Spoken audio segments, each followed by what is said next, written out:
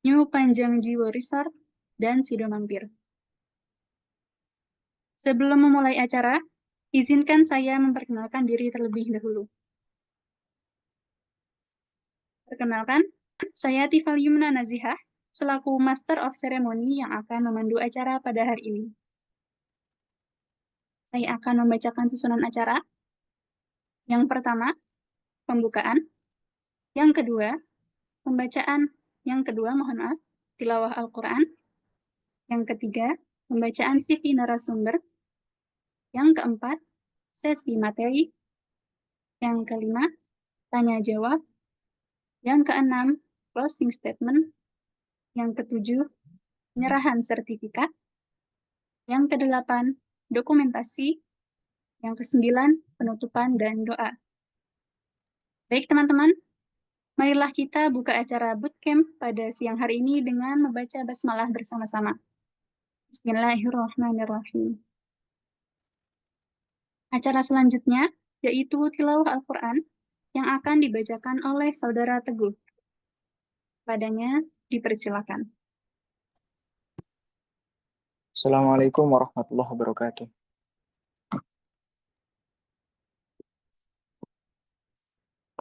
A'udzu billahi minasyaitonir rajim. Bismillahirrahmanirrahim. Khashi'atan absaruhum tarhaquhum dhillah wa qad kanu yud'auna ila as-sujudi wa hum salimun. فذرني ومن يكذب بهذا الحديث سنستدرجهم من حيث لا يعلمون وأملي لهم إن كيدي متين أم تسألهم أجرا فهم من مغرم مثقلون أم عندهم الغيب فهم يكتبون فاصبر لحكم ربك ولا تكن كصاحب الحوت إذ نادى وهو مكذوم لولا أن تداركه نعمة من ربه لنبذ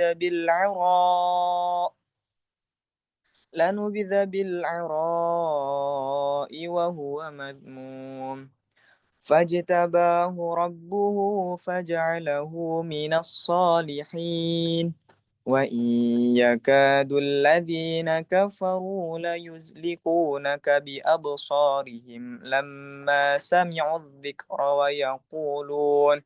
ويقولون إنه لمجنون وما هو إلا ذكر للعالمين صدق الله العظيم. Assalamualaikum warahmatullahi wabarakatuh. Waalaikumsalam warahmatullahi wabarakatuh. Terima kasih, Saudara Teguh. Semoga baik yang mendengarkan maupun membaca mendapatkan pahala dari Allah Subhanahu wa Ta'ala. Baik, memasuki inti acara. Selanjutnya adalah sesi penyampaian materi dari narasumber kita yang luar biasa. Beliau adalah seorang Commercial Banking and Strategy Specialist di OCBC, salah satu bank terbesar di Asia Tenggara, yang saat ini sedang menempuh pendidikannya di Universitas Pajajaran jurusan Marketing.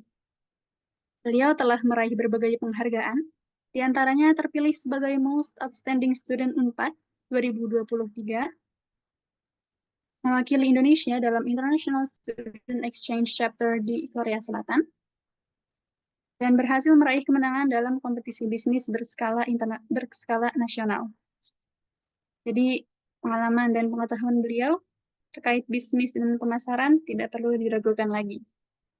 Sebelum kita sambut narasumber kita, diingatkan kepada teman-teman semua untuk mencatat poin-poin penting yang disampaikan oleh narasumber dan menyiapkan pertanyaan terbaik karena nanti akan ada sesi diskusi dan tanya jawab. Mari kita sambut Kak Randi Saputra. Kepadanya dipersilakan.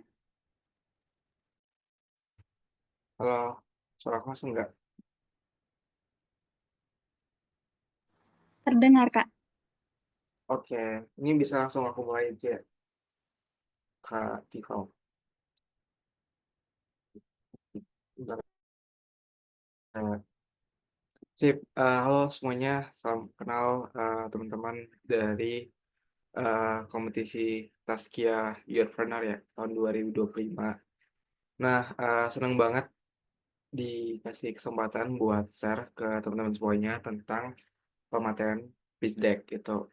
Nah, jadi nanti aku bakal sharing-sharing tips aku dalam ngebuat deck. Karena menurut aku tahapan pitch deck itu adalah tahap yang krusial ya dalam sebuah bisnis competition, khususnya di bisnis plan. Jadi dengan deck itu nantinya kita bakal gunakan sebagai media komunikasi ke dewan juri gitu. Jadi goals-nya itu gimana cara kita itu ngeyakinin dewan juri untuk tertarik nih sama ide yang bakal kita plan untuk kompetisi yang bakal kita daftar nantinya. Nah, aku mungkin langsung aja share screen ya. Ini udah kelihatan nggak ya share screen aku? Kelihatannya ya. Oke, seperti ya topiknya, nanti aku bakal share gimana sih cara ngebuat pitch deck yang stand out, yang buat dewan juri itu kalau lihat decknya teman-teman itu tertarik. Nggak hanya dari idenya teman-teman, tapi dari cara teman-teman ngekomunikasiin idenya itu juga bagus gitu. Sehingga chance teman-teman untuk memenangkan sebuah kompetisi bisnis plan itu tuh semakin besar. Nah, sebelumnya kenalin, aku Randi. Sebenarnya aku udah lulus dari Universitas Pajajaran, dari Fakultas Ekonomi dan Bisnis. Dan sekarang aku kerja sebagai marketing IT and CRM di OCBC Bank. Dan beberapa pengalaman aku juga yaitu di e-commerce, Blibli, dan di SCG. Dan kalau dilihat dari pengalaman aku, jujur pengalaman lomba bisnis itu tuh contribute banget ke karir aku. Baik itu secara langsung maupun secara tidak langsung gitu. Jadi buat teman-teman nih yang masih SMA atau masih SMA, nggak ada salahnya ikut lomba-lomba bisnis karena selain teman-teman belajar memperdalami materi yang ada di kompetisi bisnis tersebut, teman-teman juga bisa dapat exposure pengalaman sehingga nanti dari pengalaman tersebut teman-teman bisa gunakan untuk uh, prestasi teman-teman dan mendaftar di kampus impian teman-teman atau uh, buat yang mahasiswa bisa banget untuk dipakai ke karir gitu karena beberapa pengalaman aku juga waktu aku ngeceritain pengalaman aku dalam mengikuti sebuah kompetisi bisnis itu dan sebagian besar HR itu tertarik gitu sama project yang aku kerjain di kompetisi tersebut. Jadi nggak ada salahnya banget dan that's why langkah teman-teman untuk ikut kompetisi ini itu udah sangat tepat banget. Semoga teman-teman dapetin apa yang udah teman-teman planningin ya gitu dan impian juga pada kompetisi ini.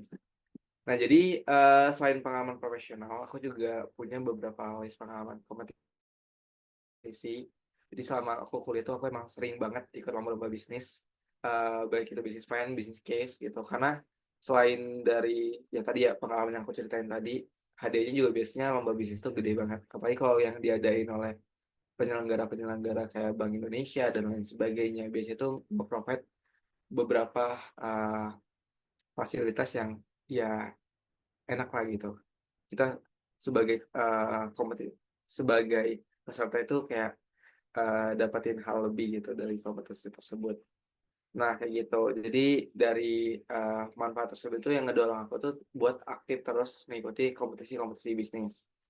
Salah satunya itu aku pernah mengikuti kompetisi bisnis dari L'Oreal, kemudian dari UI, dari London School dan lain sebagainya gitu. Nah jadi pada sesi kali ini mungkin aku nanti bakal share ke teman-teman pengalaman aku selama pitching, selama buat deck, gimana sih biar kayak dewan juri itu tertarik sama deck kita gitu, sehingga chance kita untuk menang lebih besar.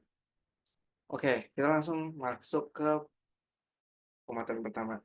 Sebenarnya common outlines di deck itu ada beberapa poin. Sorry banget aku nggak buat listnya di awal. Jadi biasanya itu terdiri dari problem, solution, kemudian nanti kita bisa juga ngebuat bisnis model, marketing strategi, market size, user persona, competitor analysis, kemudian dan lain sebagainya. Nanti kita bakal bahas satu persatu dalam sesi ini. Nah, jadi diawali dari problem dulu. Sebenarnya deck itu juga kayak visualisasi dari proposal yang kita buat, tapi nggak mentang-mentang visualisasinya, tapi kayak kita copy paste langsung dari proposal gitu, sehingga deck kita itu kalimat semua, even paragraf gitu. Jadi itu diminimalisir banget. Nah, kalau kita buat di proposal kan latar belakang kita itu panjang kan. Nah, gimana sih Kak ngebuatnya itu kalau di deck? Sebenarnya kalau di problem di bagian deck itu yang perlu kita highlight itu pain points dari customer ataupun dari masyarakat yang mau kita coba selesai nih masalahnya gitu. Terus teman-teman juga bisa nge-highlight data kenapa masalah ini tuh penting untuk diselesain.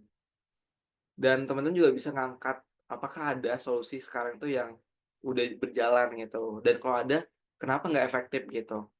Nah, key points-nya, aduh sorry. Key points-nya teman-teman tuh bisa ceritain kayak current issue yang pernah teman-teman lakuin. Kemudian juga teman-teman bisa jelasin kayak eh unmet market demand. Misal kayak ada nih beberapa kebutuhan customer tapi kayak belum dipenuhi gitu. Nah, itu teman-teman bisa coba provide melalui ide bisnis teman-teman. Teman-teman juga bisa teman-teman punya pengalaman eee, langsung nih gitu ketika di lapangan. Nah, teman-teman juga bisa share tuh ke bagian problem deck ini gitu. Dan yang terakhirnya itu teman-teman bisa juga bahas kenapa masalah sekarang itu nggak efektif. Misal kayak teman-teman tuh idenya tuh udah ada nih ide yang berjalan, tapi nggak efektif ide yang sekarang. Nah, improvement itu yang teman-teman lakuin dalam inovasi ya, teman-teman. Itu juga bisa banget di-highlight dalam deck problem statement. Dan yang POV Deon Juri itu sebenarnya mau tahu aja sih, seberapa signifikan problem yang teman-teman coba akan selesaikan. Semakin impactful problemnya, itu semakin unik. Dan dari statement yang teman-teman juga, mereka bakal ngeproyeksiin, apa ya, seberapa besar possible target customer-nya ataupun target market-nya. That's why teman-teman bisa provide data-data nggak hanya kualitatif, tapi juga kuantitatif di deck-nya teman-teman, gitu. Jadi misal ada angka-angka, justru itu bisa dimasukkan tuh di deck, biar kayak deck-nya teman-teman tuh terlihat kayak kuantitatif gitu. Nah, tipsnya teman-teman bisa tunjukin seberapa relevan problem tersebut dengan audiens ataupun customer-nya teman-teman. Ini langsung aja aku contohin, ini adalah salah satu deck yang pernah aku buat. Di sini teman-teman bisa lihat ya, ada grafik. Grafik di sini tuh menunjukkan masalah apa yang terjadi. Yang di mana sini itu kita ngangkat masalah sampah, gitu. Terus kita highlight, kayak beberapa statement, kesimpulan, ataupun kayak learning dari grafik tersebut dalam satu kalimat aja, nggak 2 kalimat. Jadi, 1 kalimat aja biar tujuannya nggak too wordy gitu. Baru teman-teman juga bisa bahas lainnya, masalah data lainnya gitu. Jadi sebenarnya nggak ada kayak struktur khusus untuk deck dalam lomba bisnis plan. Lebih ke seninya teman-teman dalam menyampaikan gimana sih masalahnya gitu.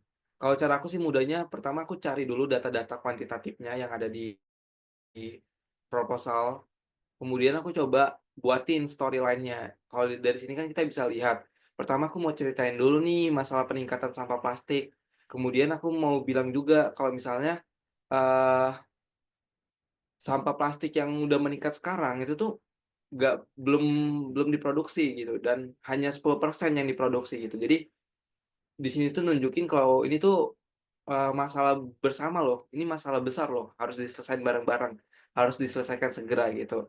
That's why di sini tuh aku kayak highlight merah gitu, tujuannya itu untuk nekenin urgent, sisi urgent-nya gitu, sehingga dia jadi aware, "Oh ini tuh masalah yang besar," gitu, emang harus diselesaikan segera. Nah, baru di sini aku juga nge-highlight kayak selain plastik itu juga menyebabkan lingkungan, ternyata sampah plastik itu juga punya potensi yang bisa kita gunain. seperti energi listrik, bahan bakar, bahan material gitu.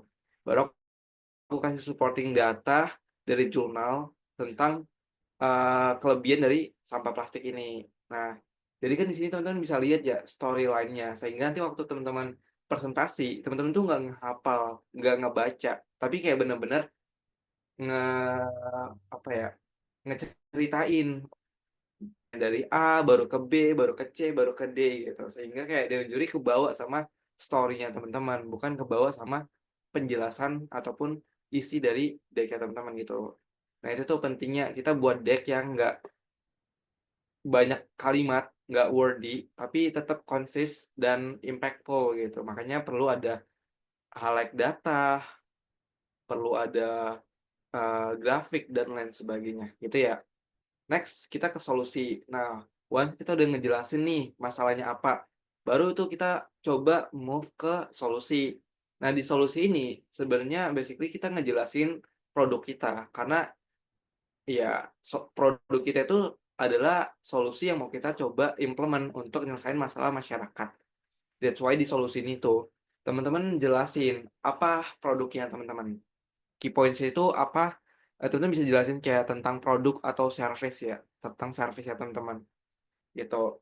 Selain itu teman-teman juga bisa jelasin fitur-fiturnya gitu, apa yang buat, your business idea stand out gitu. Jadi kayak yang ngebedain idenya teman-teman dengan ide existing, itu tuh apa. Nah, itu tuh teman bisa highlight key fiturnya, nah, sama user journey ini tuh lebih ke ini sih, gimana solusi teman-teman tuh bisa berjalan gitu, bisa nyelesain masalah yang ada. Nah, teman-teman bisa jelasin prosesnya, skemanya gitu. Nah, terus POV dewan juri, mereka bakal ngelihat seberapa bagus ide kita nge-address problem yang kita coba highlight sebelumnya gitu. Nah, tipsnya teman-teman bisa tunjukin produk demonya, prototype-nya, jelasin fitur-fitur kelebihannya, inovasinya gitu. Nah, ini contoh tampilan deck yang aku buat juga waktu itu. Di sini bisa teman-teman lihat ya, nggak terlalu banyak kata-kata, tapi tetap clear penjelasannya gitu, sehingga enak dilihat, elegan gitu. Jadi dewan juri juga nggak susah ngelihat apa penjelasannya, dan nggak terfokus ke slide-nya teman-teman, tapi lebih ke penjelasannya teman-teman gitu. That's why, teman-teman bisa jelasin dulu apa produknya dalam satu kalimat, tulis keunggulan-keunggulannya, baru di sampingnya itu tambahkan mockup-nya gitu. Ini tips dari aku sih dalam membuat solution deck. Nah, ini note sih, kalau misalnya nih idenya teman-teman tuh berhubungan tentang produk, teman-teman bisa tambahin kayak proses pembuatannya, bahan baku yang digunain gitu, sehingga lebih clear produknya tuh kayak gimana bisa terbuat, gitu ya. Oke, lanjut ke target customer. Di target customer itu, sebenarnya fungsinya untuk ngedefine siapa yang bakal beli produknya teman-teman. Nah, key points-nya teman-teman bisa jelasin user atau customer personanya gitu. Jadi nanti kita buatin personanya, sehingga dia jadi itu tahu, oh ini yang bakal beli produknya teman-teman gitu. Tunjukin profilnya, apa pain points-nya, apa hambatannya, apa kebiasaannya, karakteristiknya. Kita bisa ceritain tuh di situ. Jadi clear dan jelas. Dan ini perlu di-highlight, you cannot target everyone. Jadi kayak di bagian target customer itu ya be specific gitu. Kadang ada tuh yang buat, "Kak, kami mau nargetin, eee, masyarakat usia 10 tahun sampai 60 tahun." Ya nggak bisa gitu, nggak masuk akal. Karena sejatinya target customer itu ya spesifik, siapa targetnya. Kalau 10 tahun sampai 60 tahun itu kan udah banyak generasi, udah beda apa ya, dari segi kalangan umur, mulai dari anak-anak sampai ke lansia. Nggak mungkin produknya teman-teman tuh bisa nge-provide kebutuhan dari mereka, sedangkan anak-anak sama lansia itu kan punya kebutuhannya masing-masing gitu. Kayak mereka tuh punya, apa ya, ya ke kebutuhannya sendiri-sendiri. Lansia itu punya kebutuhan A, sedangkan anak-anak itu kebutuhan B. Jadi teman-teman nggak bisa nge-address semua masalah dari mereka. That's why teman-teman harus spesifik. Misal siapa nih target kita UMKM, ya udah fokus ke UMKM. Atau siapa nih target kita, misal target kita tuh ke anak Gen Z, ya udah fokus ke Gen Z yang seperti apa. Even Gen Z juga harus spesifik Gen Z yang seperti apa, karena nggak seluruh Gen Z itu bisa nggak seluruh Gen Z itu mau beli produknya teman-teman. Hanya Gen Z tertentu. Nah, itu tuh nanti dibuatin tuh segmentasinya. Kan di proposal kita tuh buat STP. Sebenarnya target customer tuh di deck kita bisa visualisasi itu dari informasi STP gitu sih. Segmenting, targeting, positioning. Nah, yang POV Dewan Juri, mereka itu bakal ngeliat opportunity marketnya gitu. Kayak seberapa besar, seberapa potensial gitu. Sehingga idenya teman-teman tuh lebih meyakinin gitu. Tipsnya teman-teman bisa buat user ataupun customer persona. Nah, selanjutnya, once teman-teman udah buat target customer-nya, teman-teman define market sizing-nya. Ini market sizing-nya aku apa ya? Ini kayak sebenarnya optional, tapi kalau di kompetisi bisnis plan tingkat mahasiswa itu wajib ada market sizing. Jadi market sizing ini fungsinya kayak kita tuh nyebutin ukuran market kita itu berapa gitu. Jadi kayak target customer kita itu ada berapa orang, sederhananya kayak gitu. Cuman ya pasti ada jutaan orang gitu. Nah, dan di market sizing itu ada 2 parameter, yaitu market volume sama market value. Market volume itu kayak kuantitinya, sedangkan market value itu nge-convert-nya itu ke uang gitu. Jadi berapa US dollar atau berapa juta rupiah gitu. Di pihak video juri, mereka bakal ngeliat seberapa besar angkanya gitu. Semakin besar berarti semakin menarik. Tapi nggak juga. Lebih ke realistis sih, lebih ke realistis, bukan kayak, "Wah, kita punya ratusan juta, ini maksud," enggak juga. Tapi lebih ke gimana cara kita nge-define data yang realistik gitu untuk market kita gitu. Nah, biasanya untuk ngebuat market sizing ini kita bisa pakai Tham Samsom. Kalau teman-teman masih belum aware Tham Samsom itu kayak salah satu framework yang kita gunain untuk market sizing. Jadi TAM itu total addressable market. Kita kayak ngehitung berapa total market dari ya target market kita ataupun segmentasi market kita. Misal nih ada Gen Z, berarti kita TAM-nya itu Gen Z di seluruh Indonesia ada berapa tuh? Misal ada 10 juta. Kalau sahamnya itu yang lebih spesifik, yang lebih segmented gitu. Misal, oh kita menargetin Gen Z, nggak semua Gen Z kan bisa beli produknya teman-teman. That's why yang spesifik. Oh, kita menargetin Gen Z yang ada di perkotaan atau oh kita menargetin Gen Z yang sedang berada di bangku SMA gitu.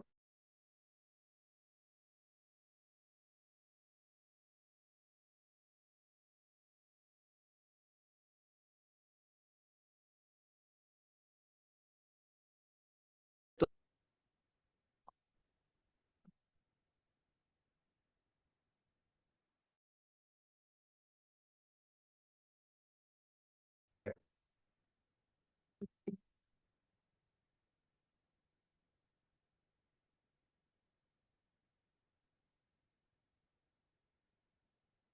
cek suaraku tadi terputus ya, sorry sorry. Masuk, Kak. Tadi berarti sampai market sizing ya. Aku Betul. lanjutin ya. Tadi berarti penjelasan kita sampai market size ya. Oke. Nah tadi ya dari TAM deh. TAM tadi total addressable market. Kalau kita targetnya Gen Z berarti total addressable marketnya itu Gen Z di seluruh Indonesia. Kalau SAM itu serviceable addressable market berarti kalau kita tadi targetnya Gen Z berarti kita spesifikin lagi Gen Z yang seperti apa. Misal Gen Z yang suka olahraga atau Gen Z yang berada di bangku SMA. Angkanya ada berapa tuh? Kita lihat dari data BPS. Terus SOM, kalau SOM itu serviceable obtainable market. SOM ini tuh kayak target market yang bisa kita achieve dalam beberapa tahun ke depan. Nah, that's why kita kayak proyeksiin dari saham, berapa persen nih market yang bisa kita ambil market share-nya gitu. Kalau aku biasanya buatnya itu 5-10%. Tapi itu angkanya itu lebih ke proyeksi aja sih. Kak, proyeksinya kayak gimana? Lebih ke ya asal angkanya itu masuk akal aja gitu, nggak yang gede banget ya nggak kecil banget gitu. Jadi standar. Nah, kayak gitu ya. Terus tadi kayak gimana Kak market volume sama market value? Kalau market volume itu yang tadi ya, berarti total Gen Z di Indonesia misal ada 10 juta orang. Nah, itu market volume. Kalau market value itu di-convert ke uang. Berarti 10 juta tadi itu dikaliin sama harga produknya teman-teman. Kayak gitu. Misal harga produknya teman-teman 100.000, berarti 100.000 dikali sama 10 juta. Berarti ada berapa US dollar tuh? Ada berapa juta rupiah. Gitu ya. Next, kita nah, ini cara aku ngevisualisasi deck untuk di business plan.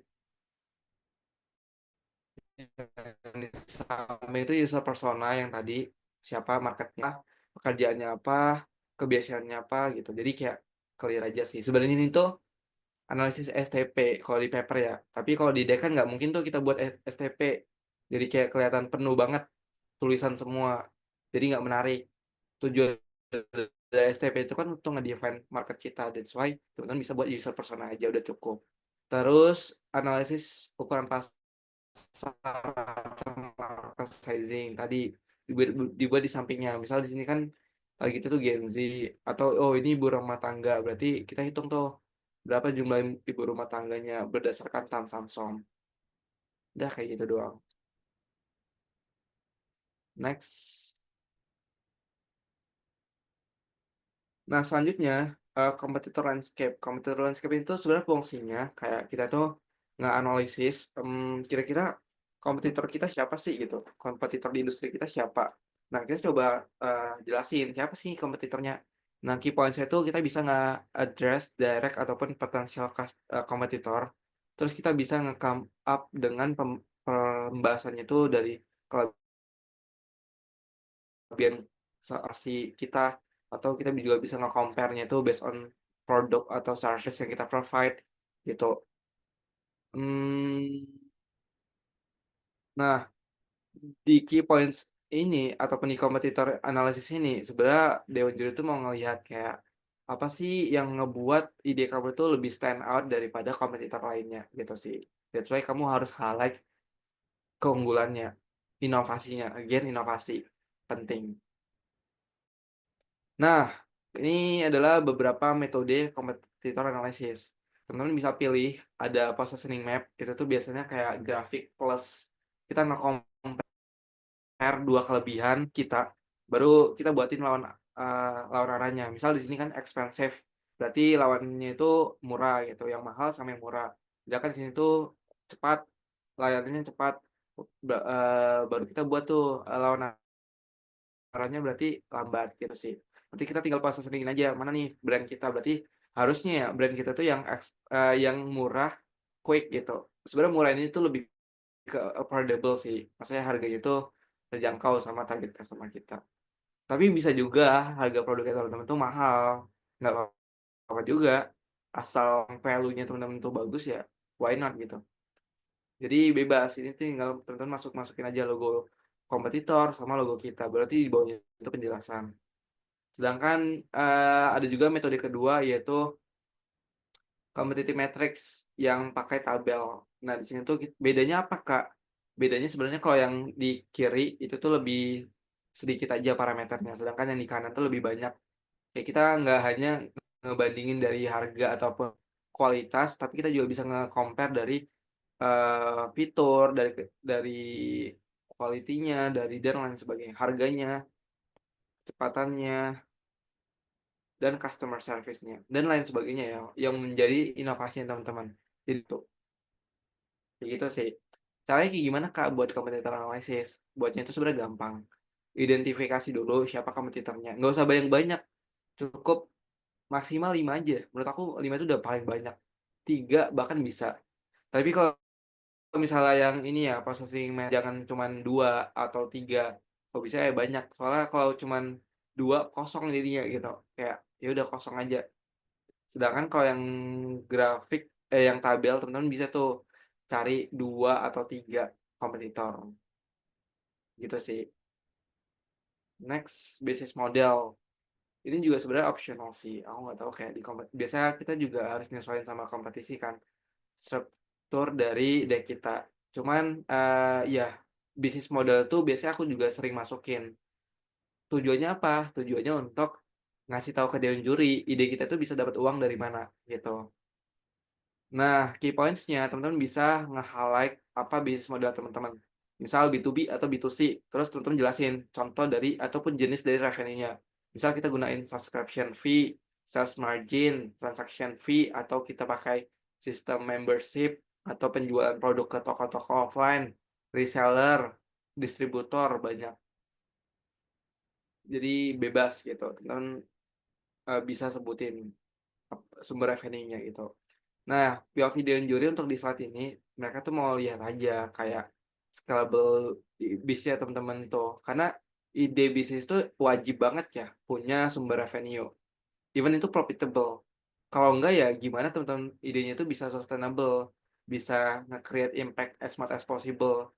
That's why ya ide bisnis itu bukan melulu tentang impact, tapi kita juga bicara tentang gimana cara kita tuh generate uang dari ide tersebut agar ide kita itu bisa lebih sustain dan kita bisa nge-create impact lebih besar gitu sih. Nah, terus ini contoh biasa aku kalau buat bisnis model ya, simpel aja sih kayak jelasin apa bisnis modelnya baru sebutin sumber pendapatannya. Kayak gitu. Selanjutnya di sini tuh ada financial projection. Di financial projection ini sebenarnya kompleks ya. Di sini aku nggak ngajarin cara buat deck apa ya Excel-nya ya, tapi aku kayak cara ngejar apa ya, sebutin aja gimana nge-structuring untuk di bagian financial projection ini. Jadi sebenarnya di bagian financial projection ini kita bisa kayak nge-highlight apa ya beberapa key points gitu seperti revenue per tahunnya, net income per tahunnya gitu. Nah, itu tuh biasanya kita buatin ke grafik gitu. Terus di sini juga aku sebutin revenue stream-nya, kayak kita dapat uang dari mana. Nah, jadi kita sebutin tuh kalau misalnya idenya teman-teman produk, teman-teman bisa masukin perhitungan HPP-nya gitu. Baru nanti disebutin margin profit-nya itu berapa per masing-masing sumber revenue. Misal HPP di sini kan itu ada 166.000 itu per produk. Tapi kalau kita jual dengan harga segitu kan kita belum untung kan. Makanya kita coba define margin profit-nya. Margin profit-nya itu bebas. Teman-teman mau ngambil berapa persen. Kalau contoh di sini kan 25 sama 15%. Dan itu beda per masing-masing bisnis model. Kayak B2C itu mereka ngambil untungnya 25%. Sedangkan untuk B2B mereka ngambil untungnya 15%. Kenapa kalau lebih kecil B2B? Ya mungkin karena B2B itu kan dijual ke toko, ke reseller, distributor. Mereka juga kan mau ngambil untung lagi. Makanya kita ngambil untungnya itu sedikit lebih kecil. Gitu sih. Nah, baru kita bisa masukin angka-angkanya aja sih. Angka-angka kayak payback periodenya berapa lama, ROI-nya berapa persen, atau BEP-nya berapa rupiah, atau biasanya aku juga masukin IRR, NPV, kayak gitu. Atau kalian juga bisa masukin link-nya gitu, link Excel-nya. Kalau kan buatnya di Excel, gitu sih. Gitu. Terus selanjutnya tuh ada milestone. Nah, di milestone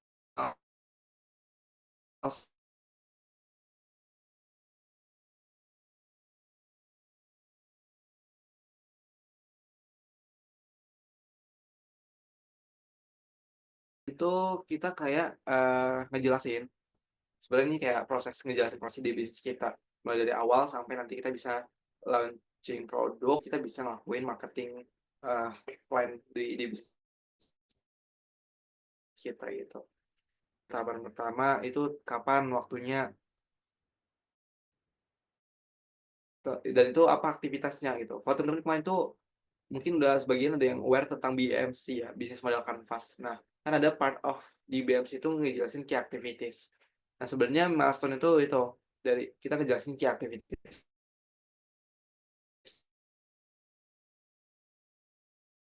Ya, tapi kita kasih detail waktu apa dan waktunya kapan. Misal waktunya itu dari bulan pertama sampai bulan kedua gitu. Jadi ada detail waktunya gitu sih.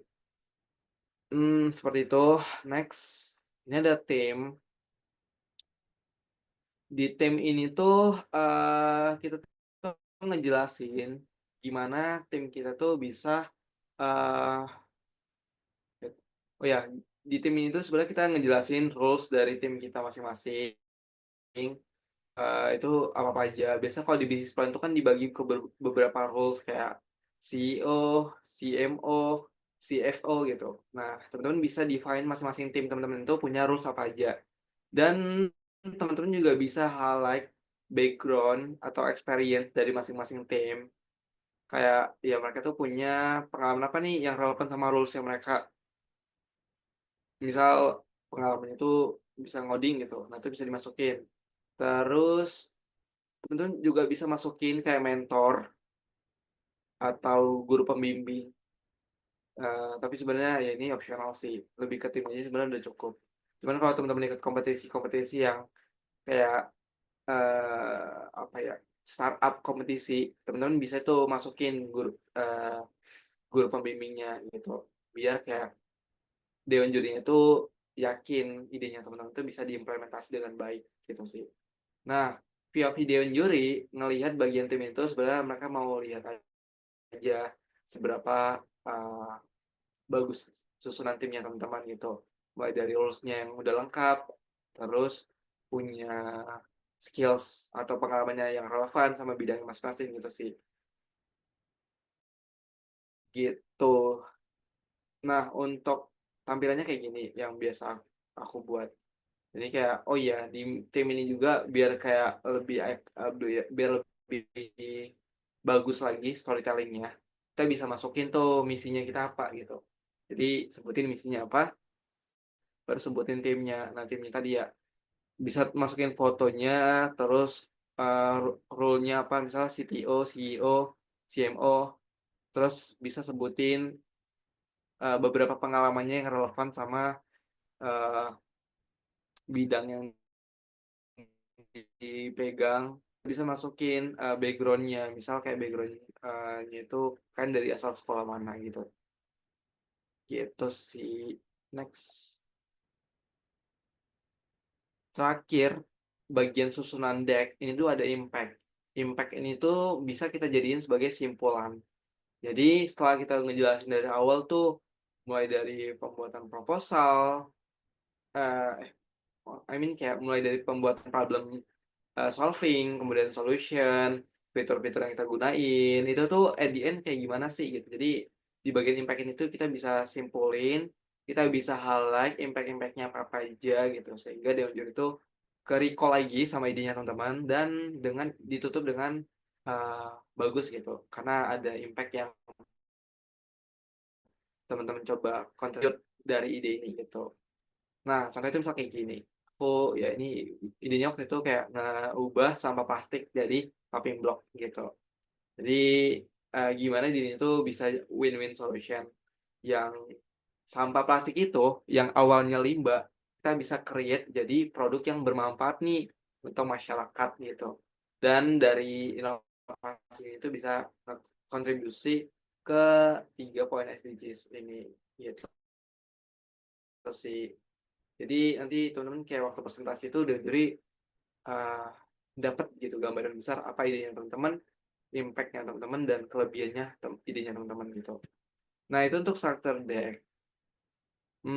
Selanjutnya itu paling ada beberapa pembahasan tentang tips deck making. Ini tips dari aku ya, pertama keep it short atau simple. Jadi kayak again yang aku bilang tadi, apalagi kalau misalnya banyak tuh anak-anak, yang pemula, kayak anak-anak SMA yang ikut lomba-lomba bisnis plan. Mereka tuh kayak langsung copy paste aja gitu, teksnya gitu ke slide yang jadinya deck-nya itu yang seharusnya jadi PPT jadinya kayak, eee, paper, tapi paper-nya itu dalam bentuk slide gitu. Karena kalimat paragraf, even paragraf gitu, itu diminimalisir banget. Karena dewan juri tuh nggak suka sama yang kayak gitu. Sebagian besar dewan juri tuh nggak suka sama tampilan yang kayak gitu. Apalagi nanti waktu presentasi teman-teman tuh, teman-teman ngebaca apa yang ada di isi slide-nya gitu. Karena isi slide-nya itu panjang, jadi teman-teman baca gitu dari isi slide-nya. Nah, itu tuh udah, jelek banget kok. Kalaupun banyak kalimat, kata-kata, jadinya kurang kurang ini aja, kurang impactful gitu. Dan chance untuk menang teman-teman tuh bisa jadi lebih kecil gitu. Makanya, make sure idenya itu keep it short and simple aja gitu. Nah, baru ini hindari list and long text ya. Ini yang tadi sebenarnya lanjutannya long text. Jangan kalimat boleh, Kak, bisa nggak masukin kalimat? Boleh, boleh banget kalimat. Oh ya, nggak mungkin kan di deck itu nggak ada kalimat. Tapi jangan buat kayak satu paragraf, ya paling paling maksimal 2 kalimat. Aku kalau buat deck itu paling maksimal, kalau kalian lihat tadi ya contoh-contohnya itu kan kayak nggak ada tuh yang kayak panjang-panjang, paling satu kalimat, 2 kalimat gitu. 2 kalimat even jarang, 2 kalimat, 1 kalimat, 1 kalimat. Karena tujuannya kalimat itu, teks itu untuk memperjelas isi-isinya gitu. Jadi ya bukan untuk menjabarkan, tapi memperjelas saja. Penjelasan lebih detailnya ya kita sampaikan waktu presentasi gitu ya. Terus mind your formatting. Jadi kayak ini tuh lebih ke ini sih layouting-nya aja. Kalau bisa dalam ngebuat deck tadi yang aku bilang tadi, nggak ada kayak structure umumnya. Teman-teman tuh ya emang harus punya style-nya teman-teman sendiri dalam ngebuat deck. Kak, tapi saya nggak tahu gimana. Ya, kalau aku sih tipsnya biasain aja gitu, ngelihat referensi-referensi deck. Kalau teman-teman punya mentor, tanyain ke mentornya gimana ini biar bagus nih, nggak banyak kalimat, eh terus rapi gitu. Nah gitu. Nah yang keempat, keep your presentation crisp and try not include too many slides for your presentation. Ini sebenarnya lebih ke ya efisiensi sih. Karena teman-teman kan juga kalau presentasi ya, itu kan dikasih waktu cuman beberapa menit doang. Even ada beberapa kompetisi itu yang 5 menit dan bahkan aku pernah banget ikut kompetisi di L'Oreal tahun lalu. Itu tuh kami presentasi tuh nggak berapa menit, cuman 3 menit. Dan itu offline, presentasi offline gitu. Jadi kayak ya udah 3 menit itu apa yang mau kita sampaikan. Jadi biar kayak waktunya teman-teman tuh cukup, di strategi slide-nya teman-teman juga harus coba buatin tuh gimana skemanya agar dengan waktu presentasi yang ada, let's say ada 10 menit lah. 10 menit itu biasanya sebagian besar kompetisi itu presentasinya 10 menit. Nah, dengan waktu 10 menit itu teman-teman cukup nih gitu. Jadi nggak kelebihan, nggak terlalu kecepatan gitu. Ya bisa dengan belasan slide aja gitu, nggak harus kayak puluhan, even ratus gitu ya. Next, terus itu ada avoid using too many colors and font. Nah, sebenarnya ini tips juga. eh ini tips yang selalu aku share juga ke menti-menti aku. Kalau misalkan ngebuat BMC, ngebuat proposal, ngebuat deck, itu tuh harus se-branding gitu. Kan harus punya color branding. Color branding itu dari mana? Dari logo. Logonya teman-teman. Kalau teman-teman lihat ya tadi contohnya di sini. Ini kan logo dari inovasi ini kan warna hijau. Teman-teman lihat di slide-nya juga kan kayak warna hijau gitu. Jarang ada warna-warna yang lainnya gitu. Nah, itu tuh strategi biar kayak deck kita itu tetap satu tone gitu dan Dewan Juri tuh ingat gitu. Ini lebih ke strategi branding sih. Karena waktu kita ikut lomba bisnis plan, kita tuh nggak cuman ikut lomba untuk nampilin ini doang, ide doang, tapi kita gimana caranya nge-sell ide kita, ngejual ide kita ke Dewan Juri. That's why ya branding produk itu udah ada harusnya di plan-nya teman-teman gitu. Nah, makanya penggunaan warna nggak usah banyak-banyak. Teman-teman cukup pakai warna branding dari logonya teman-teman aja. Misal dominan hijau, udah pakai hijau aja. Paling ya dikolaborasiin sama putih, hitam. Kalaupun ada warna lain jangan terlalu banyak gitu. Jadi maksimal 3 warna aja. Begitu juga font, jangan yang aneh-aneh. Nanti fontnya miring-miring, eh besar gitu. Itu nggak banget. Pakai font-font yang jelas-jelas aja kayak Montserrat, Provence gitu, yang udah clear aja gitu, yang kayak nggak aneh-aneh bentuknya. Sehingga jelas gitu. Tujuan kita buat deck kan juga untuk memperjelas poin-poinnya. Kalau misalnya teksnya teman-teman tuh pakai font yang kayak aneh gitu kan jadinya bingung orang bacanya. Gitu sih. Jadi kalau font juga aku biasanya cuma pakai satu aja. Paling dikolaborasikan itu sama kayak yang ini pakai bold atau yang non bold gitu. Gitu sih. Selanjutnya itu fokus satu ide, satu slide. Jadi misalnya tadi problem, udah fokus di satu slide itu jelasin tentang masalah. Baru yang ketujuh itu pay attention to visual hierarchy and stick to one image per slide. Also high quality graphic. Oh ya, kalau misalnya teman-teman ya di slide deck itu wajib ada visualisasi, even itu icon, bisa masukin gambar, Kalau teman-teman masukin grafik itu pakai grafik yang benar-benar high quality, jangan yang kayak nggak HD gitu. Terus yang selanjutnya itu keep it less than 6 lines of text. Ini sebenarnya nggak penting. Use data visualization, ini wajib. Kalau teman-teman membuat ada data gitu ya, itu buat grafiknya yang clear gitu.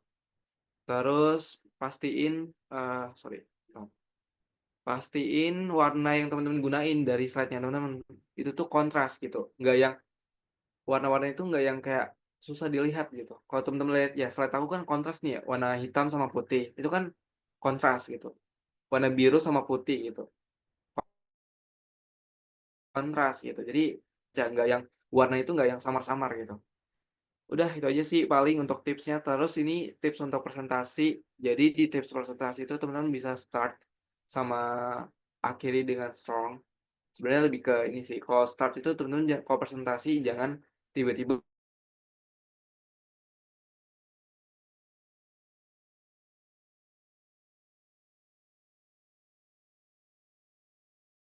langsung kenalin diri, kenalin tim, terus create storyline. Tadi yang aku bilang di masing-masing slide-nya teman-teman itu tuh harus punya storyline-nya gitu. Sehingga nanti waktu presentasi teman-teman tuh nggak ngehafal. Teman-teman tuh ngelihat storyline-nya aja, teman-teman mau jelasin apa, baru nanti dilanjutkan dengan apa. Detail and visual. Terus slay waktu sesi Q&A. Jadi kayak nggak usah tegang. Kalau di lomba-lomba bisnis plan itu tuh waktu sesi-sesi Q&A itu sebenarnya Dewan Juri cuma mau make sure aja sih ide kamu gitu. Jadi kayak nggak ada pertanyaan yang di luar dari ide kamu. Jadi make sure kamu paham aja sama ide kamu. Kayak gitu sih. Selanjutnya tuh paling aku juga mau share. Jadi perlu banget ketika kita ikutin lomba bisnis tuh kita harus ngeset uh, expectation management kita. Karena nggak selamanya kita tuh lomba itu tiba-tiba langsung menang.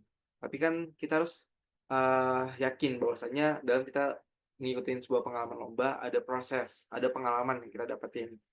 Nah, dan dengan teman-teman mencoba, teman-teman tuh sekarang ini udah bagus banget gitu. Jadi chance teman-teman tuh untuk berhasil menjuarai sebuah kompetisi itu tetap ada sekian persen daripada teman-teman nggak nyoba sama sekali.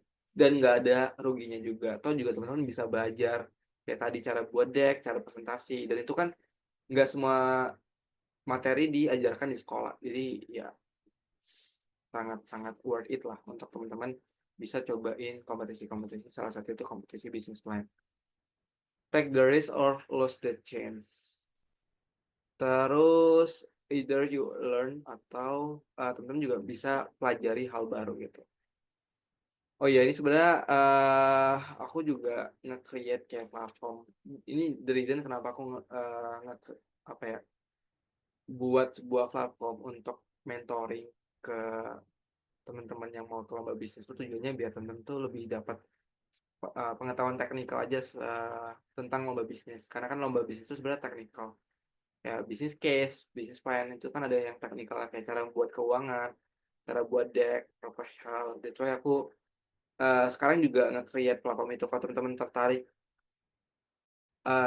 bisa banget anak bisnis atau kayak info-info lomba bisnis terbaru. Nah, teman-teman juga bisa lihat websitenya kita anakbisnis.com. Dan beberapa udah pernah menjuarai juga. Jadi ya itu aja sih paling dari aku. Thank you banget. Aku balikin lagi ke Dewan Juri.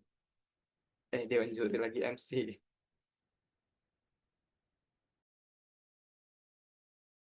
Baik, Masya Allah. Luar biasa sekali ya teman-teman. Kak Randi tadi sudah mengupas key points apa saja yang perlu ada dan biasanya ada di deck. Bagi teman-teman yang memiliki pertanyaan, bisa mengaktifkan fitur raise hand atau bila berhalangan bisa mengetik di kolom chat. Silakan teman-teman.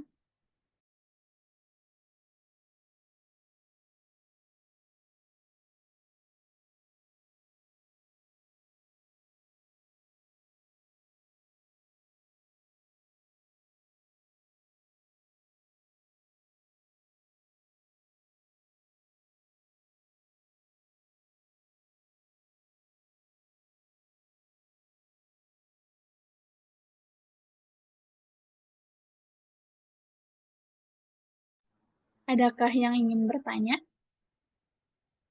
Teman-teman dari MA, dari mana aja nih? Dari Unpa? Masya Allah, udah jelas banget katanya, Kak.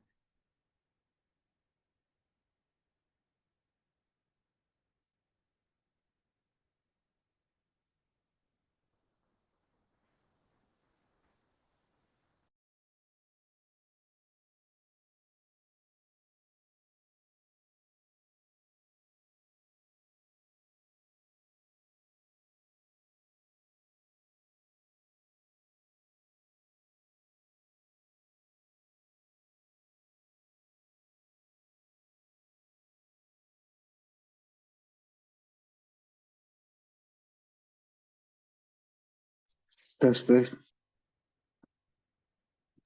Ya, Kak Haidar. Oke, aku mau nyapa Randy juga nih. Mudah-mudahan Oh, Randy masih ingat aku sih. Mas Haidar. Oke, Assalamualaikum warahmatullahi wabarakatuh. Randy, gimana kabar Ren? Sehat ya, Ren di sana? Waduh, baik, Iya, Mas Haidar. Alhamdulillah. Alhamdulillah. Sebelumnya makasih banyak nih udah berkesempatan buat sharing di apa namanya di apa ya di kampusku lah ya, kampusku dulu, kampusku sekarang aku kebetulan Ya Allah. nge-create juga ini. Jadi makasih udah sharing session di kesempatan ini di anak-anak SMA dan anak-anak mahasiswa gitu. Dan ya aku juga udah lihat sih ente udah lulus dulu. Terakhir tuh ngobrol kan pas di Ejafek ya. Di Bener. Ejafek terus ente masih dibeli-beli ya. Sekarang ente udah di bank ini aja, bank terbesar juga sekarang, Insya Allah ya. Mungkin ini aja sih Ren, biar ini kan belum ada discuss ya, biar ada discuss lah ya. Dan kira-kira gimana ya kalau misalnya kan kalau dari anak-anak nih biasanya tuh kendalanya itu di presentasi kan terkait tentang waktu gitu kan. Tadi juga sebenarnya ente juga udah ngasih saran sih, tapi gimana caranya supaya mereka tuh nggak demam panggung sehingga mereka tuh nggak ngafal gitu. Jadi kayak tipsnya dari ente tuh kayak gimana sih kayak gitu sehingga pas presentasi tuh kayak ya relax terus menyampaikan itu pelan-pelan. Nah, kira-kira tips apa aja sih yang bisa dibagi buat adik-adik terkhusus nih, adik-adik SMA sih kayak gitu sih. Gitu sih Ren. Terima kasih.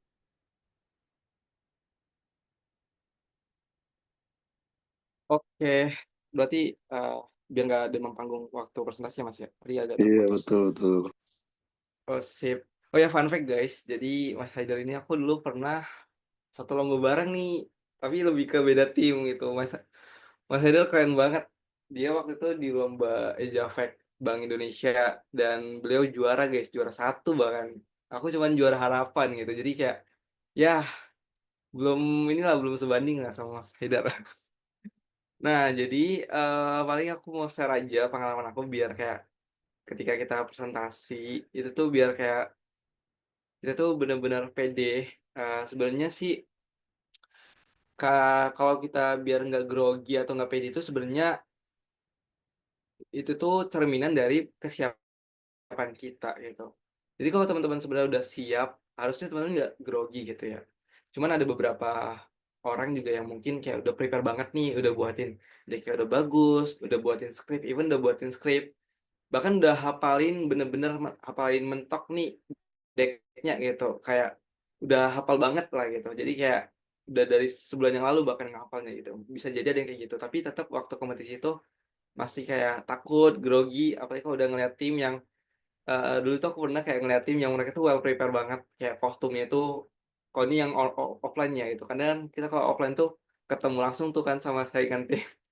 Ngeliat mereka tuh kostumnya tuh udah sama gitu, terus kayak kompak. Jadi kayak udah takut duluan gitu, padahal sebenarnya kayak biasa aja gitu, kayak sama aja sih sebenarnya kayak kita, cuman mereka tuh lebih well prepare dari segi kostum dan lain sebagainya, dari segi manner-nya aja gitu. Sehingga itu tuh yang buat kita grogi dan takut gitu. Kalau dari aku sih sebenarnya tipsnya kayak aku yakin aja sama ide aku tuh bagus banget. Kayak kayaknya orang lain idenya tuh masih ya kurang sebagus aku lah gitu. That's why aku perlu sampein nih ide yang bagus ini tuh ke dewan juri gitu. Jadi aku kayak nekenin mindset aku tuh kayak gitu. Jadi kayak di kompetisi itu tuh aku sebenarnya objektifnya tuh kayak bukan aku mau saingin tim yang lain, tapi lebih ke persiapan diri aku dulu gitu. Kalau aku udah yakin sama ide yang aku mau bawain,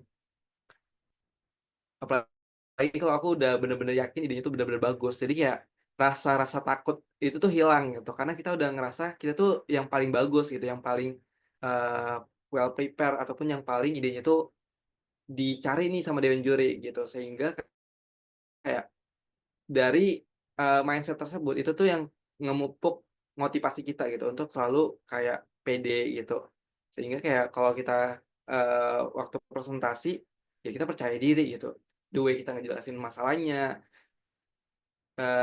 ngejelasin tentang produknya, karena menurut kita tuh idenya bagus, cara kita presentasi juga udah bagus nih, kita udah preparing jauh-jauh hari. Sehingga kayak, ya dengan adanya hal tersebut, kita tuh jadi kayak lebih, apa ya, kayak lebih secure lagi sih gitu, sehingga kayak rasa ketakutan itu udah aman gitu. Jadi kalau misalnya teman-teman masih takut sebenarnya yang perlu apa ya, yang perlu dipertanyakan tuh dari kesiapan dirinya teman-teman. Apakah teman-teman tuh udah sesiap apa gitu. Kalau misalnya nggak siap sih, menurut aku sih tetap pede aja gitu. Jadi kayak toh juga, misal kayak teman-teman tuh persiapannya tuh mepet-mepet karena misal hari ujian, ya nggak apa-apa pede aja. Tetap all out aja waktu kompetisi, karena kan kompetisi itu juga nggak yang sehari 2 hari, berbulan-bulan gitu. Jadi kalau misalnya teman-teman rusak cuman karena teman-teman nggak pede doang, itu sayang banget sih. Apalagi aku juga selalu nanamin kayak mindset bodo amat gitu. Jadi kayak misal nih aku let's say aku jelek waktu presentasi, kayak lupa sesuatu hal, ya bodo amat, dewan juri juga nggak ngerti apa yang mau aku sampaikan. Jadi kayak mereka nggak tahu nih kesalahannya yang mungkin kita tuh aware itu salah gitu. Terus juga kalau misalnya agak aneh, misal waktu kan kadang itu kalau insecure atau grogi itu kan kayak takut dia tuh ngerasa aneh. Ya udah bodo amat juga, mereka juga orang itu bakal terutama kita nggak kenal sama tim yang lain, nggak kenal saling kenal. Terus juga mereka juga nggak bakal care juga. Jadi kayak once mereka setelah teman-teman presentasi, ya mereka bakal lupa gitu, nggak bakal inget lagi gitu. Jadi kayak prinsip berpikir bodo amat itu menurut aku bagus banget sih untuk kita tuh selalu pede. Tapi dalam artian bukan pede terus kayak nggak mau perbaiki ya. Pasti lah setiap kita performance tuh ada kekurangan, ya kita tetap perbaiki, cuman percaya diri itu wajib banget dimiliki gitu. Masalah kurang atau salahnya itu urusan nanti bisa kita perbaiki, gitu sih, mindset yang aku selalu terapin. Jadi lebih ke itu sebenarnya kayak lebih ke persiapan diri, sama kayak teman-teman ubah, cara berpikirnya teman-teman gitu. Kalau misalnya ya teman-teman ketika presentasi itu ya udah, itu ajangnya teman-teman untuk ngenalin keunikan idenya teman-teman gitu. Jadi jangan kayak takut, jangan malu gitu. Itu sih paling kalau dari aku. Setelah juga aku biasa nerapin hal-hal yang kayak gitu, sederhana tapi kayak impact aja ke prosesnya gitu sih. Semoga ngejawab ya Kak Haidar dan Aman, teman-teman. aman Garandi, siap. Terima kasih banyak. Oke. Baik, Masya Allah, itu tips dari Kak Randi ya, teman-teman. Buat presentasi nanti. Ini ada pertanyaan di kolom chat. Saya bacakan. Kak, maaf mau tanya. Gimana caranya untuk pembukaan di awal supaya juri tertarik mendengarkan presentasi kita?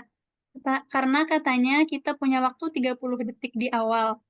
Kalau boleh, mau contohnya. Mungkin maksudnya 30 detik di awal ya, untuk apa menarik. Silakan Kak Randi. Oke, sip. Aku langsung jawab aja ya. Ini pertanyaan bagus banget. Jadi, fun fact ya teman-teman ya. Setiap aku presentasi, aku pasti nyiapin hook. Hook itu sebenarnya sangat overpower banget sih menurut aku ya. Karena di beberapa lomba yang pernah aku juarai, itu tuh ada kontribusi hook di awal gitu. Nah, teman-teman tahu nggak waktu ya jadi waktu itu aku lomba di Makassar. Aku bawain idenya itu tentang, ya tadi ya paving block tadi itu dari plastik PET. Nah, kan latar belakang dari produk kami itu sebenarnya dari masalah sampah plastik ya. Teman-teman tahu nggak waktu pembukaan itu kami bukan kayak langsung assalamualaikum, nggak. Tapi kami tuh kayak nyampein hook-nya dulu. Hook-nya itu kayak gini. Waktu itu kami bawa botol, banyak botol, terus kami bilang ke dewan juri, apa yang bakal Bapak Ibu lakukan ketika melihat botol-botol ini di jalanan? Apakah membiarkannya atau Bapak Ibu coba untuk meletakkan di tempat yang selayaknya atau mengelolanya gitu. Nah, baru situ tuh kami kayak eh bilang kalau misalnya ada alternatif lain yang bisa kita gunain untuk memanfaatkan botol ini menjadi nilai yang lebih bagus gitu. Misal kayak nilai yang dimaksud tuh uangnya gitu. Jadi kayak bayangin gimana kalau botol ini bisa kita jadiin sebagai sumber pendapatan kita gitu sehari-hari gitu. Jadi kayak dewan juri itu salpok aja sama sama kayak botol yang kita bawa gitu, sama cara kita ngeyakinin ternyata ada manfaat lebih loh dari botol tersebut gitu. Jadi yang awalnya mereka tuh mungkin masih main-main HP gitu ya, kayak kan biasanya kan gitu ya, transisi tim satu ke tim yang lainnya tuh biasa dewan juri juga kayak take time untuk istirahat beberapa detik gitu, beberapa menit. Nah, jadinya yang tadinya mereka tuh main HP, yang awalnya tadi itu nunduk, jadi ngelihat kami gitu. Itu tuh aku lihat, bener-bener aku lihat gitu. Mereka jadinya fokus gitu loh, fokus ke presentasi kami dan senyum. Karena unik gitu kan, kayak ya unik aja kita bawa botol sebanyak itu, terus kita bilang kalau misalnya botol itu bisa jadi nilai uang gitu. Nah, baru dari situ kami mulai presentasinya. Nah, itu hook yang pernah aku terapin.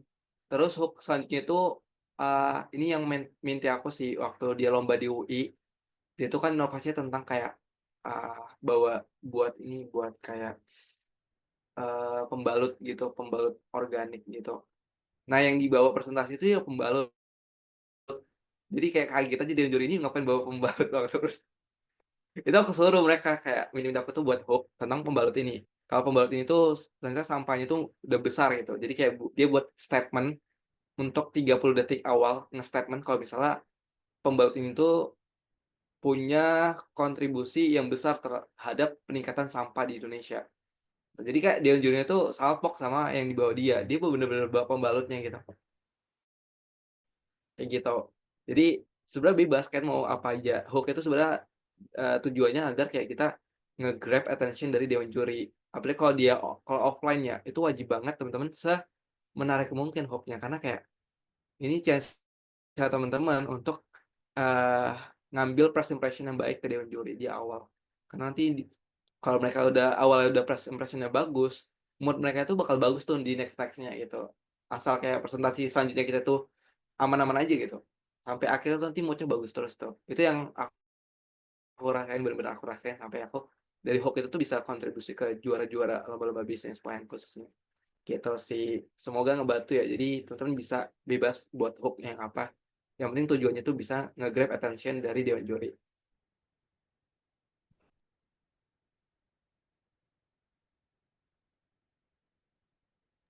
Baik, itu dia, Masya Allah. Semoga terjawab ya. Ada lagi? Oke, silahkan. Ini boleh langsung unmute. Sebelumnya maaf Kak, sudah terdengar suara saya? Terdengar? Oke, izin bertanya ya Kak. Jadi kan kalau misalkan tadi itu pertanyaannya tentang awal presentasi ya. Yang ingin saya tanyakan di sini adalah tentang penutup presentasinya gitu. Kira-kira apa sih caranya kita bisa menyampaikan kesan menarik pada juri tentang produk kita? Apakah kita juga harus menggunakan hook yang sama, bukan yang sama? Mungkin hook yang berbeda, tapi apakah harus ada hooknya juga gitu di akhir gitu? Mungkin seperti itu Kak. Thank you, Queenie. Terima kasih juga Kak. Aku langsung jawab aja ya. Jawabannya iya, juga pakai hook, tapi bukan hook sih, lebih ke CTA, call to action gitu. Nah, tujuannya itu tadi ya, kan aku tunjukin tadi slide-nya itu yang akhirnya tuh conclusion. Di situ tuh selain kita ngejelasin tentang impact dari inovasi kita, apa kelebihannya, kita juga bisa buat call to action-nya gitu. Misal kayak dari penjelasan ini, apakah Bapak Ibu tertarik menggunakan paving block kami yang terbuat dari plastik? Misal kayak gitu.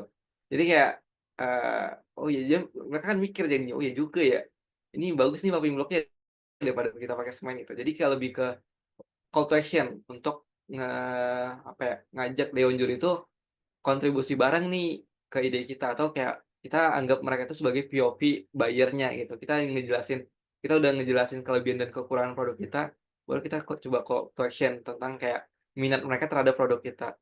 Waktu itu aku pernah lomba di UI juga, bawain kayak aplikasi gitu. Terus aku bilang di akhir dari penjelasan aplikasi ini, apakah Bapak masih mau menggunakan alternatif yang manual atau beralih ke aplikasi kami gitu. Baru dia juga ngejawab, "Oh iya saya mau." Jadi kayak apa ya, kayak Dewan Juri itu diajak gitu loh jadi kayak kita tuh waktu presentasi itu nggak hanya sebatas tentang kita nyampain gagasan kita, tapi kita gimana caranya Eee, buat itu lebih interaktif. Jadi kayak dewan juri ini tuh kita anggap sebagai, ya calon customer kita gitu. Jadi kayak mereka merasakan apa yang dirasakan oleh, target customer-nya, kayak merasakan apa kelebihan yang mungkin ada di produk kita gitu. Sehingga ya at the end mereka puas gitu dengan penjelasan kita gitu sih. Jadi, itu makanya hook, storytelling, di masing-masing slide tuh juga kita harus ada storytelling-nya gitu. Terus di akhir ada call to action-nya, itu tuh satu kesatuan yang harus teman-teman kayak lakuin gitu, agar presentasi teman-teman dari awal sampai akhir tuh lebih stand out gitu sih. Sehingga dewan juri itu kayak punya presentation yang bagus ke timnya teman-teman, seperti itu. Dan ada juga beberapa tim, ini ya aku nggak pernah buat ini, cuman ada tim yang lain tuh kalau yang di akhir tuh dia buatnya nutupnya itu dengan pantun. Cuman kadang ini tuh sedikit ini sih, high risk aja. Kadang ada beberapa dewan juri kan yang serius banget tuh. Kalau teman-teman nutup yang pakai pantun, dikiranya kayak teman-teman nggak profesional. Ya itu ya tapi itu tergantung ambience ya. Cuman waktu itu emang ada yang presentasi nutupnya itu pakai pantun. Karena emang dewan jurinya juga, eee, open aja kok gitu. Jadi mereka pantun dan bener mereka yang menang gitu. Kemarin cuman ya mungkin berimpact ke itu juga, pantun atau hook yang mereka terapin gitu sih. Gitu, semoga ngejawab ya. Sudah Kak, terima kasih. Sama. Baik, masih ada waktu untuk diskusi dan tanya jawab. Mungkin satu penanya lagi. Silakan dari teman-teman SMA maupun mahasiswa.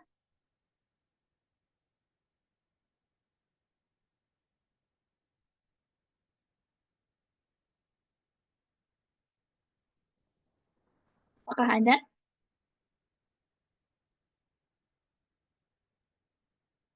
Baik, jika tidak ada, mungkin kita bisa langsung memasuki sesi selanjutnya, yaitu penyampaian closing statement dari Kak Randi. Silakan Kak Randi.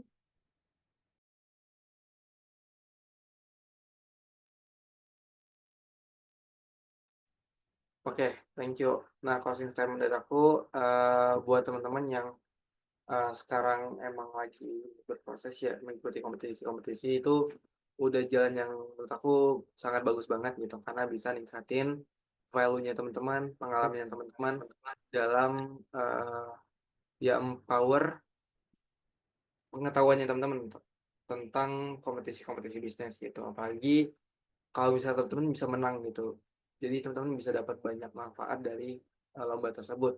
Dan juga teman-teman bisa gunain sebagai ya prestasi ya teman-teman. Kalau misalnya di SMA atau kalau yang anak kuliah itu bisa banget digunakan sebagai karir ya teman-teman. Bahkan pengalaman aku juga eh, dalam lomba bisnis. Dan ada ide yang aku bawakan biasa ketika lomba bisnis.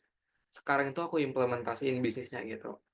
Jadi, dari lomba bisnis itu kita juga bisa nyiptain opportunity opportunity baru buat kita. Atau nih ada teman-teman yang ingin jadi entrepreneur gitu. Jadi langkah awal untuk belajar itu dengan mengikuti kompetisi bisnis plan ini gitu. Nah, dan terakhir sih paling, mmm, ya semangat untuk teman-teman. Semoga apa yang aku sampaikan pada materi share ini bisa ngebantu teman-teman untuk preparing dalam kompetisi bisnis plan. Thank you, aku balikin lagi ke MC. Baik, Masya Allah. Terima kasih banyak kepada Kak Randi atas penyampaian insight-nya. Semoga pesan yang telah disampaikan bisa memberikan motivasi dan semangat bagi kita semua. Acara selanjutnya adalah penyerahan sertifikat pada narasumber dan diikuti dengan dokumentasi bersama. Mungkin operator bisa dibantu. Oke, mungkin boleh Bang Randy kita penyerahan sertifikat terlebih dahulu. Izin ambil screenshot ya, Bang Randy. 1, 2, 3. Oke. Selanjutnya untuk dokumentasi keseluruhan peserta. Untuk semua peserta diharapkan on cam. Dianjurkan untuk on cam, menyalakan kameranya terlebih dahulu. Kita akan melakukan sesi dokumentasi. Siap? Slide 1, 1, 2, 3.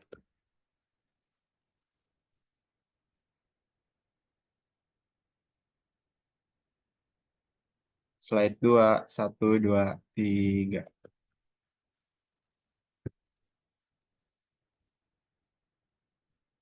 Slide ketiga, 1, 2, 3. Oke, terima kasih. Terima kasih. Alhamdulillah, kita telah sampai di penghujung acara. Belum menutup acara kita hari ini, marilah kita menundukkan hati untuk mendengarkan pembacaan doa yang akan dipimpin oleh Saudara Arsyad. Padanya dipersilakan. Baik teman-teman, untuk menutup acara pada pagi hari ini, marilah kita mengangkat tangan sejenak dan menundukkan kepala. A'udzubillahi minasyaitonir rajim. Bismillahirrahmanirrahim. اللهم إنا نسألك سلامة في الدين وعافية في الجسد وزيادة في العلم وبركة في الرزق وتوبة قبل الموت ورحمة عند الموت ومغفرة بعد الموت. اللهم هون علينا في سكرات الموت والنجاة من النار والعفو عند الحساب. ربنا لا تزغ قلوبنا بعد إذ هديتنا وهب لنا من لدنك رحمة إنك أنت الوهاب. ربنا آتنا في الدنيا حسنة وفي الآخرة حسنة وقنا عذاب النار. سبحانك اللهم وبحمدك أشهد أن لا إله إلا أنت أستغفرك وأتوب إليك والحمد لله رب العالمين. Amin, amin. Amin ya Rabbal Alamin. Terima kasih Saudara Arsyad atas pembacaan doanya. Dengan demikian berakhir acara kita pada hari ini. Kami ucapkan terima kasih yang sebanyak-banyaknya kepada Kak Randi Saputra selaku narasumber hebat kita atas materi yang luar biasa. Kami juga ucapkan terima kasih kepada teman-teman peserta yang telah hadir dan mengikuti acara ini dengan penuh antusias hingga akhir. Semoga acara ini dapat memberikan wawasan baru, inspirasi, dan semangat untuk terus berjuang meraih impian. Dan tentunya kami ucapkan terima kasih kepada sponsor yang telah mendukung penuh acara ini sehingga dapat terlaksana dengan baik. Kami ucapkan terima kasih kepada BTN Syariah, Labirin, Ciput, Cipta Terasa Putra, Almas Fried Chicken, Pelangi Hijab, Ashki Mikrotaka Full Solution, New Panjang Jiwo Resort, dan Sido Mampir. Mari kita berikan tepuk tangan meriah sebagai bentuk apresiasi kepada para sponsor yang telah mendukung penuh acara ini. Diingatkan kembali kepada teman-teman peserta untuk mengisi absensi yang telah dibagikan di kolom chat. Saya Tifal Yumna Nazihah, selaku Master of Ceremony, memohon maaf bila ada kesalahan atau kekurangan selama memandu acara. Saya akhiri, wabillahi taufiq wal hidayah. Wassalamualaikum warahmatullahi wabarakatuh. Waalaikumsalam warahmatullahi wabarakatuh.